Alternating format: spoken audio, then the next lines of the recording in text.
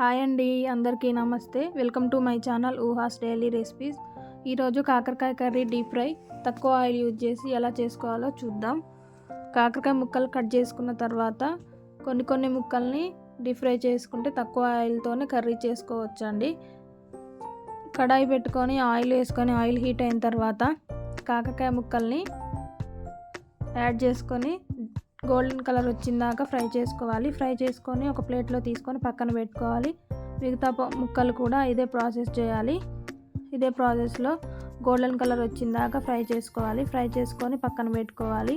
కర్రీలో కారం కోసం ఒక రోట్లో వెల్లుల్లి వేసుకొని బాగా దంచుకోవాలి. తర్వాత ఉప్పు కారం యాడ్ చేసి బాగా దంచుకొని దాన్ని పక్కన పెట్టుకోవాలి.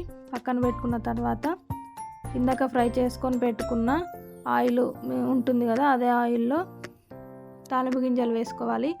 తాలింపు గింజలు బాగా ఫ్రై అయిన తర్వాత కాకరకాయ ముక్కల్ని యాడ్ చేసుకోవాలి. కాకరకాయ ముక్కల్ని యాడ్ చేసుకొని ఆయిల్లో ఒకసారి కలుపుకున్న తర్వాత కొంచెం ఫ్రై చేసుకున్న తర్వాత పల్లీలు యాడ్ చేసుకోవాలి. పల్లీలు కూడా ఫ్రై అయిన తర్వాత కారం యాడ్ చేసుకోవాలి.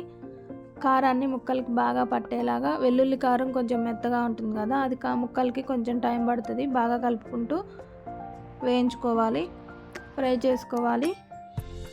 కారాన్ని బాగా కలుపుకుంటూ ఫ్రై చేసుకొని మూత పెట్టుకొని ఒకసారి ఒక 1 minute అలా ఉంచితే కాకరకాయ ముక్కలకి కారం బాగా పడుతుంది. తర్వాత మూత తీసి చూస్తే కర్రీ రెడీ అయినట్టే. టిప్ ఏంటంటే, కాకరకాయ కర్రీ ఏదైనా ఫ్రై కర్రీస్ చేసిన తర్వాత మూత తీసే ఉంచాలంటే చల్లారిందాక, అప్పుడే కరకరలాడుతూ వస్తుంది కర్రీ. మీకు ఈ వీడియో నచ్చినట్టయితే కర్రీ ట్రై చేసి కామెంట్ చేయండి ఎలా వచ్చిందో. Please like, share, subscribe to my channel. Thank you.